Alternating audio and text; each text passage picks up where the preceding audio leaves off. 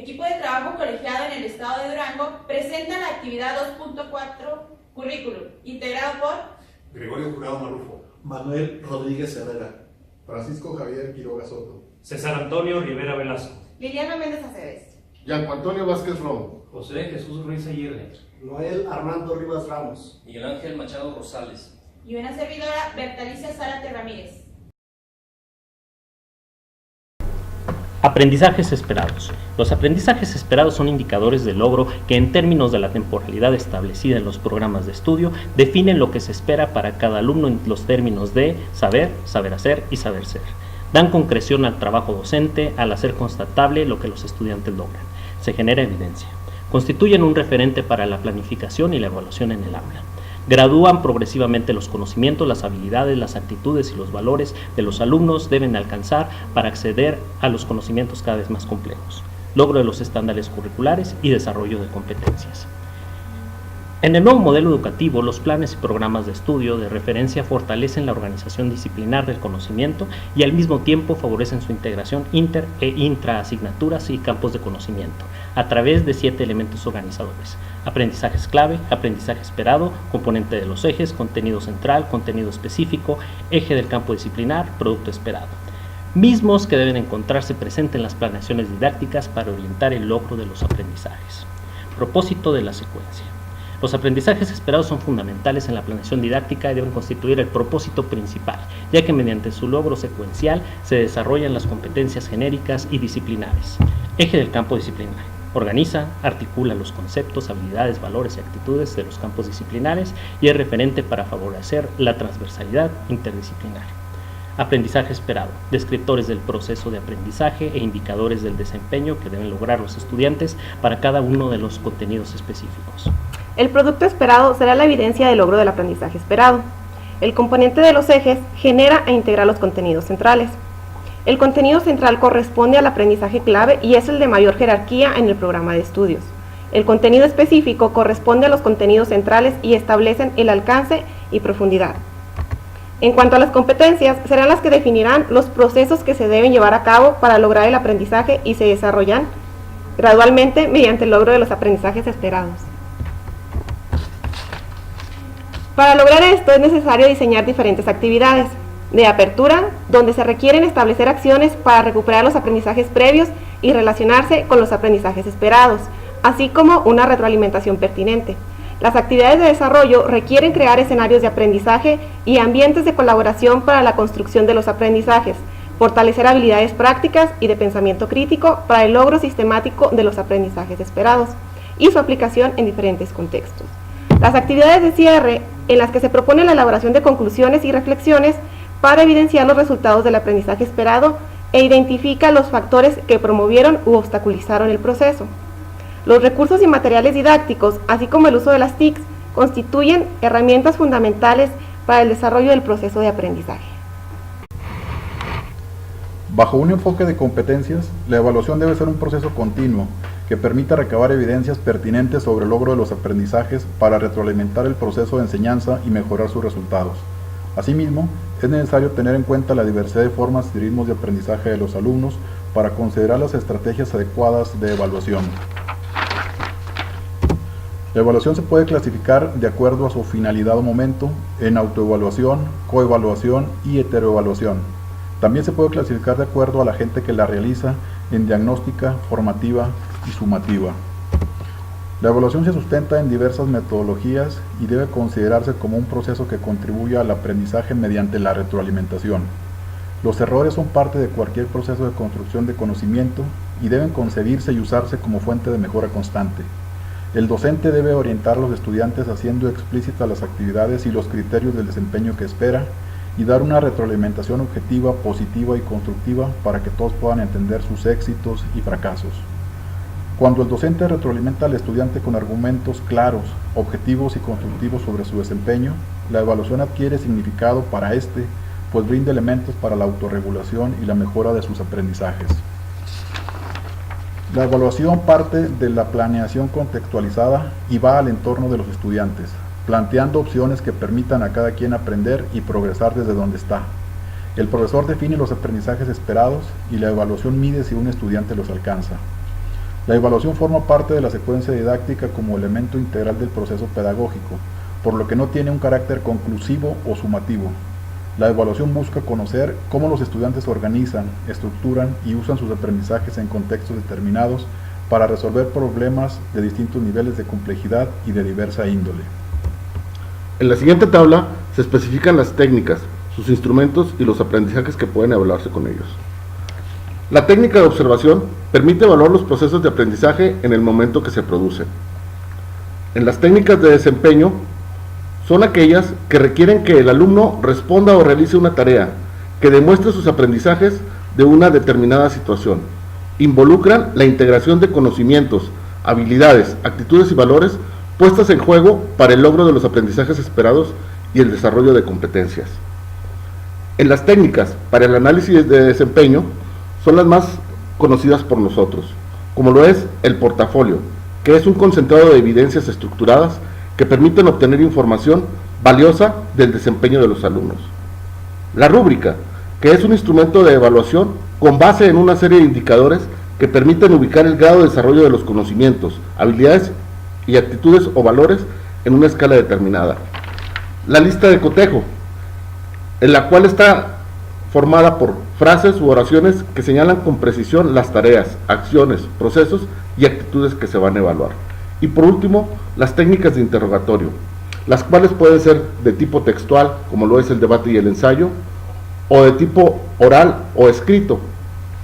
Dentro de las pruebas escritas, tenemos que se construyen a partir de preguntas claras y precisas, que demandan del alumno una respuesta limitada a una elección entre una serie de alternativas, como son la de opción múltiple, de base común, de ordenamiento, de verdadero o falso, de correlación o para completar ideas.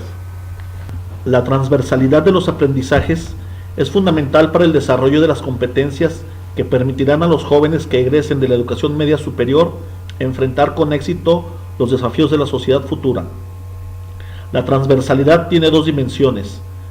La dimensión horizontal refiere a la reactivación y uso de los aprendizajes que se están alcanzando en las diferentes asignaturas de un mismo semestre. Los contenidos de cada una de las asignaturas requieren apuntar hacia la construcción de actividades o proyectos para el aprendizaje que sean pertinentes, relevantes e interesantes para los estudiantes. Esto también demanda evitar repeticiones innecesarias de contenidos. La vertical refiere a los aprendizajes como un continuo articulado. Esto exige que los aprendizajes y las competencias se desarrollen de manera gradual, elevando el nivel de complejidad conforme los jóvenes cursan los semestres. Los aprendizajes deben ser complementarios. Para lograrlo, es indispensable que el proceso de enseñanza-aprendizaje potencie la reactivación de aprendizajes previos. En ambas dimensiones, es necesario que los docentes y los cuerpos directivos se transformen en líderes pedagógicos que, mediante trabajo colegiado y transversal, construyan soluciones fundamentadas a las problemáticas de aprendizaje de los estudiantes y no solo respecto a los contenidos de las asignaturas. Como respuesta a estos desafíos, se propone que los contenidos se desarrollen desde la perspectiva de una red de aprendizajes que contribuya, promueva y potencie aprendizajes entre semestres, asignaturas y campos disciplinares, mediante procesos de enseñanza-aprendizaje transversales. Las partes que integran la red comparten información y colaboran entre sí para producir y transferir conocimiento. De esta forma se enriquece la experiencia de aprendizaje en cualquier contexto. La figura muestra la articulación entre campos disciplinares a partir de una visión transversal. Se plantea que las competencias genéricas sean los puntos específicos de articulación, porque a través de ellas se promueve y potencian aprendizajes integrales e integradores. Los números de la línea son las competencias genéricas que se comparten. El planteamiento también considera que las competencias disciplinares sean los puntos específicos de articulación entre asignaturas de un mismo campo disciplinar, dado que éstas permiten expresar los conocimientos, destrezas, habilidades, valores y actitudes de las competencias necesarias que los estudiantes deben desarrollar. En la figura, los números corresponden a las competencias referidas y establecidas en el Acuerdo Secretarial 444.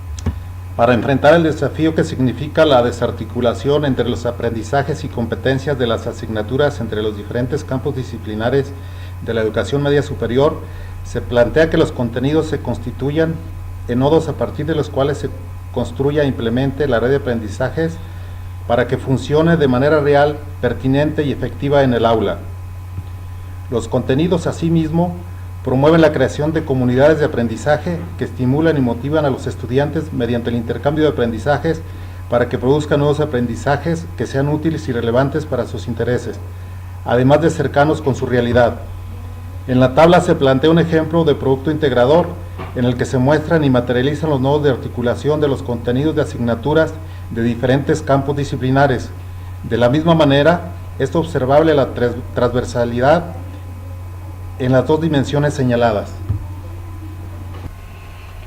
En relación al trabajo colegiado, para considerar el modelo educativo y los planes de estudio, de acuerdo al documento Orientaciones para la operación de cuerpos colegiados, se deben cumplir 3 objetivos principales. Número 1, atender a los 5 ejes del modelo educativo.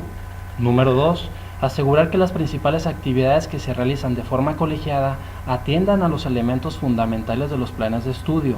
Y número 3, favorecer el trabajo colegiado docente eficiente, sistemático y continuo en los planteles de nivel medio superior.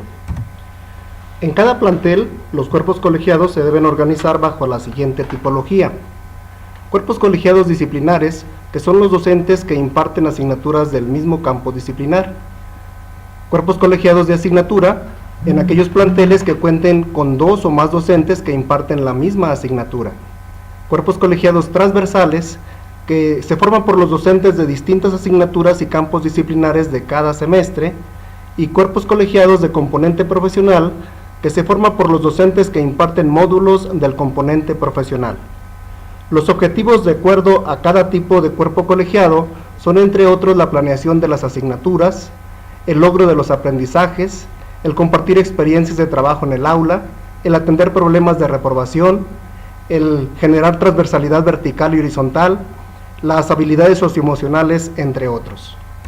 Ahora bien, la frecuencia de las reuniones para cada tipo de cuerpo colegiado son los siguientes. Los grupos colegiados disciplinares al menos se deben reunir 2 veces durante el semestre académico. Los grupos colegiados de asignatura al menos 3 veces.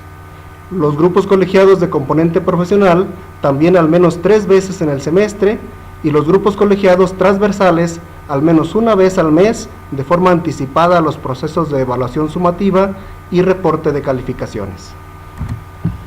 Con el objetivo de favorecer el cumplimiento del modelo educativo y los planes de estudio, la agenda estratégica de los cuerpos colegiados deberá atender los siguientes puntos: la realización de las planeaciones de las asignaturas para atender el logro de los aprendizajes esperados, la realización del plan de evaluación de los aprendizajes esperados, la diversificación de los instrumentos de evaluación, el análisis de resultados del desempeño de los estudiantes, el desarrollo de ejemplos de transversalidad, el análisis y discusión de experiencias del trabajo en el aula para generar estrategias didácticas pertinentes, el desarrollo de materiales didácticos de apoyo al aprendizaje de los estudiantes y el acompañamiento y contextualización de la formación continua docente. Como lo mencionaron nuestros compañeros, la formación continua docente forma parte de la agenda estratégica del trabajo colegiado. La reforma educativa considera las competencias docentes para quienes imparten educación media superior en la modalidad escolarizada. Se considera que la formación continua docente se imparta mediante 2 mecanismos: directamente en las escuelas y a través de la oferta con que cuentan los docentes e instancias nacionales, estatales y locales. Dentro de la Estrategia Nacional de Formación Continua de Profesores de Educación Media Superior, se diversifica la oferta formativa, tomando en consideración el perfil de ingreso al sistema educativo y los resultados del proceso de evaluación. De igual forma, una de las áreas más relevantes es el apoyo a docentes de nuevo ingreso. Las y los docentes tienen acceso a diferentes cursos, entre los que se encuentran áreas como disciplinares, de especialización, de fortalecimiento pedagógico por campo disciplinar, proyecto de enseñanza, educación inclusiva de la segregación al derecho, aplicación del modelo educativo de la EMS, prácticas docentes para el fortalecimiento de los aprendizajes de las matemáticas y lenguaje y comunicación. Las y los docentes son pieza clave para que los estudiantes aprendan y trasciendan, por lo que la formación continua es primordial con el objetivo de enfrentar los obstáculos y evolucionar conforme a los cambios que se presenten en el quehacer docente. Dentro de los cursos ofertados en la Estrategia Nacional de Formación Continua de Profesores de Educación Media Superior se encuentran los que impulsan la labor docente, beneficiando y enriqueciendo el proceso de enseñanza-aprendizaje, de los cuales destacan los siguientes. Para docentes de nuevo ingreso, competencias docentes del nivel medio superior. Transformar la práctica docente a partir de la comprensión de las competencias docentes, la centralidad del estudiante, los ambientes seguros en el aula y la incorporación de los conocimientos de las diferentes disciplinas en su práctica cotidiana. La interacción de calidad en el aula, por qué importan y cómo impulsarlas. Fortalecer las interacciones de calidad en el aula mediante el análisis de videos que muestran diversas interacciones educativas cotidianas entre docentes y estudiantes, con el fin de mejorar la práctica docente. También encontramos cursos de práctica docentes para el fortalecimiento de los aprendizajes de las matemáticas y del lenguaje y comunicación, con la finalidad de fortalecer la labor docente, valorando las estrategias de enseñanza, así como comparar y autoevaluar la práctica docente.